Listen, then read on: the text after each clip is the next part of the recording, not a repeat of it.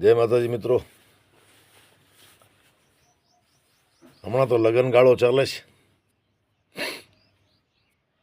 કહેવાય ને કે અખાત્રીજ વગર જોયું મુહૂર્ત એટલે શુભે શુભ.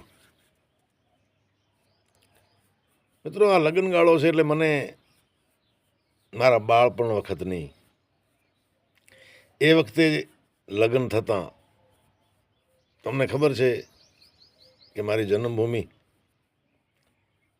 પાકિસ્તાનનો નગર પારકર અને ભારતમાં આવીને વસેલા છે.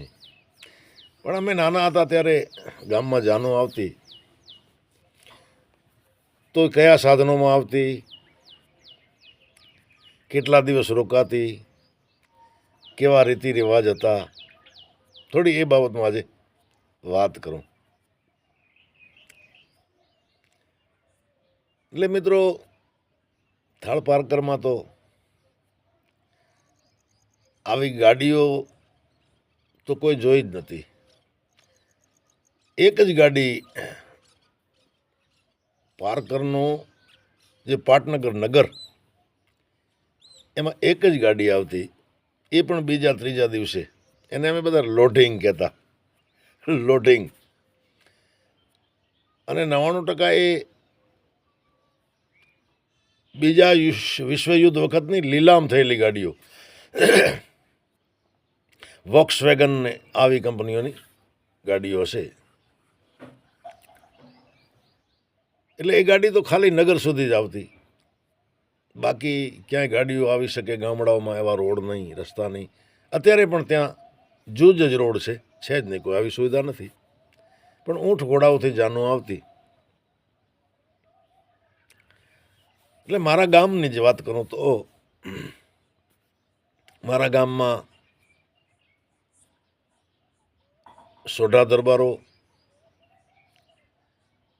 પછી બ્રહ્મ સમાજ, શ્રીમાળી બ્રાહ્મણો, મારા ગામમાં ઘણા બધા ઘર હતા.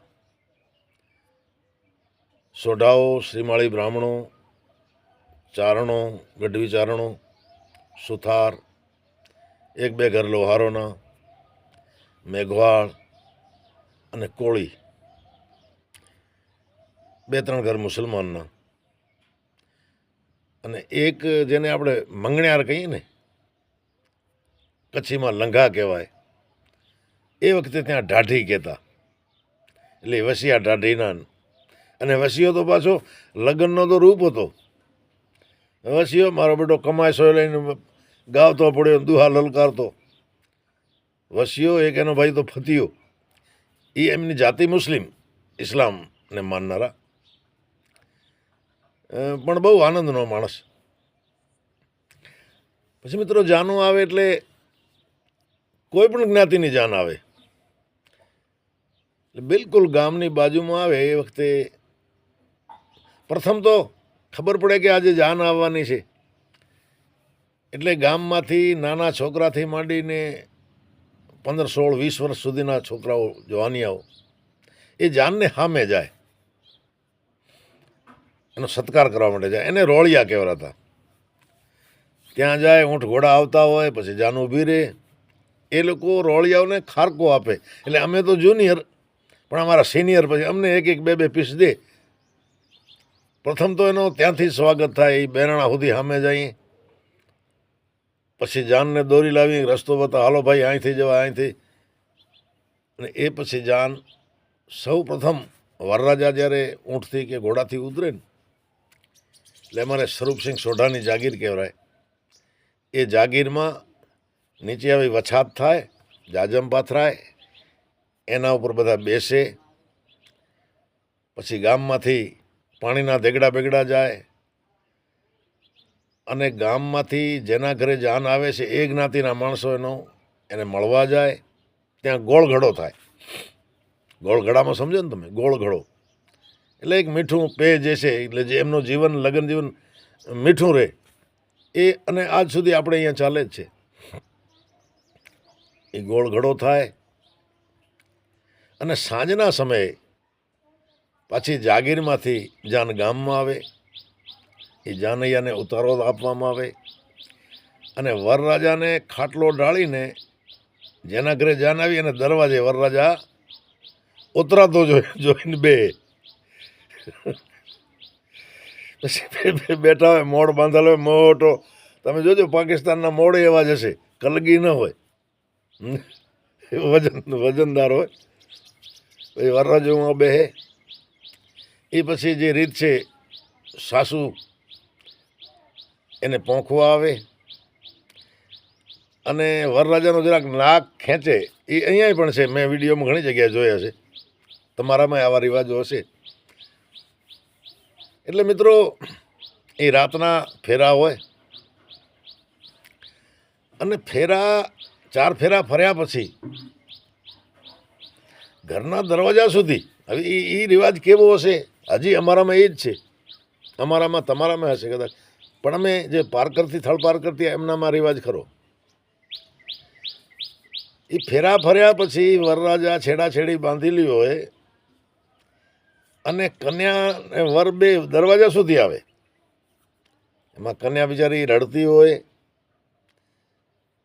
અને બાઈઓ ગીત ગાવતી ગાવતી. એ ગીતના શબ્દો હતા, ધીયાબાઈ રમતા આંબલિયેરી ડાળ રે, હરિયા વનરી ચડકલી. અને ત્યાં છેડાછેડી છોડે, વરરાજો ઉતારે જાય અને કન્યા પાછા ઘરે આવે. એ સવારમાં ડાયરો થાય, એમાં કહુંબા બીજા થાય, યથા યોગ્ય જે માંગણ હોય, કસબી હોય, એને વરપક્ષ તરફથી ભેટ સોગાદો આપવામાં આવે. અલક મલકની વાતો થાય, આનંદ થાય સાહેબ. એ 1 વાગ્યા સુધી બપોરના ધુબાકા હાલે. અને પછી જમણવાર હોય, જાન જમે, ગામ જમે, માંડવે આવેલા મહેમાનો, નિમત્રાળું એને કહેવાય, એ જમે. અને આ ડાયરા દરમિયાન આપણે અહીંયા એને હાથગરણું કહે છે, અમે અમારી ભાષામાં એને નિમતર કહીએ. એ નિમતર થાય, નિમતર લખાય. પણ સાહેબ એ વખતના નિમતર તો કેવા, 1 રૂપિયો તો કોક આપે, એને નિમતર હોય. અચ્છા, હજી એક વાત ભૂલી ગયો, અમારામાં એક રિવાજ હતો, એને વ્યવહાર કહેતા. એ 300 રૂપિયા બાંધેલા હતા. જેના ઘરે જાન આવે, જે જાન લઈને આવે છે, એટલે કે વરરાજાનો બાપ 250 થી 300 રૂપિયાનો મારે વ્યવહાર કહેતા એને. એક કન્યાના બાપને વ્યવહાર આપે. હવે એ પાછળનું કારણ મને લાગે છે કે એવું હશે કે કદાચ કન્યાના બાપના ઘરે વ્યવસ્થા ઓછી હોય તો એને એક જાતનો ટેકો થઈ જાય, એ માણસ ખેંચાઈને જાય, એને ખેતર મંડાવવું ન પડે. આ કારણથી હશે સાહેબ. હવે તો આવા બધા નીકળી ગયા વ્યવહાર. અને અમારામાં વધારે પડતા સાટા પ્રથા હતી. જો બેન, દાખલા તરીકે મારા લગ્ન તો જ થાય કે મારે બેન હોય સાટામાં દેવાની, અથવા તો મારી ભત્રીજી હોય, અથવા તો કોઈ દૂરની બેન હોય, જે હોય તે સાટા પ્રથા. અને અમુક જગ્યાએ મોટા જમીનદાર હતા ભાઈ, અમારાય હતા, તમારાય હશે, એ લોકોને એમને એમ કન્યાઓ મળતી. અને પછી એ 2-3 દિવસ ચાંદ રોકે, એને ગોઠ આપે, એને વરોઠીએ કહેવાય, આનંદ કરે 2-3 દિવસ. અને 2-3 દિવસ પછી જાનને વિદાય દે. એ જ સ્વરૂપસિંહની જાગીર જે હતી, ત્યાં સુધી આખું ગામ હલકે ભાઈ, બાઈ ભાઈ, નાના છોકરા. અને ત્યાંથી કન્યાને ઊંટ, કે વધારે પડતા ઊંટ ઉપર જ કન્યા બેસે, જાનને વિદાય દે. હવે એ 12 ગાંવથી આવતી હોય, 24 ઘણી તો અમારે ઠેઠ અમરકોટ આજુબાજુથી, એને ઢાટ વિસ્તાર કહેવાય, ત્યાંથી આવતી. એમને તો લગભગ ત્યાં પહોંચવામાં 1-2 દિવસ લાગતા હશે.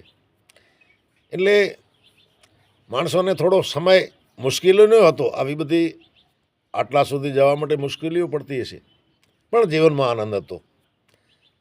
અમે બાળકો જે છે ને બહુ એન્જોય કરતા, બહુ એન્જોય. આજે પણ એની યાદો જે છે ને એને એન્જોય કરીએ છીએ. એટલે સાહેબ, આજે હવે લગ્નગાળો ચાલે છે. અચ્છા, પછી જાનને જ્યારે કન્યાને વિદાય દે ત્યારે 2-3 ગીત છે એવા લોકગીતો. એક તો અમારામાં કન્યા વિદાય લઈ લે પછી એને ડોરો, ડોરીઓ સાચે હેમરો, આ એક ડોરો અને બે એક વચ્ચે એવા ગીત આવે છે એટલે હરેક કોઈની આંખમાં આંસુ હોય એ દીકરી જ્યારે વિદાય લે ત્યારે. અમારે તો એક ભાઈ હતા, એ ગમે એ જ્ઞાતિની દીકરી હોય, એ દીકરીના વિદાયમાં એ મારે ભાઈને એ આંખોમાં પાણી આવી જતા.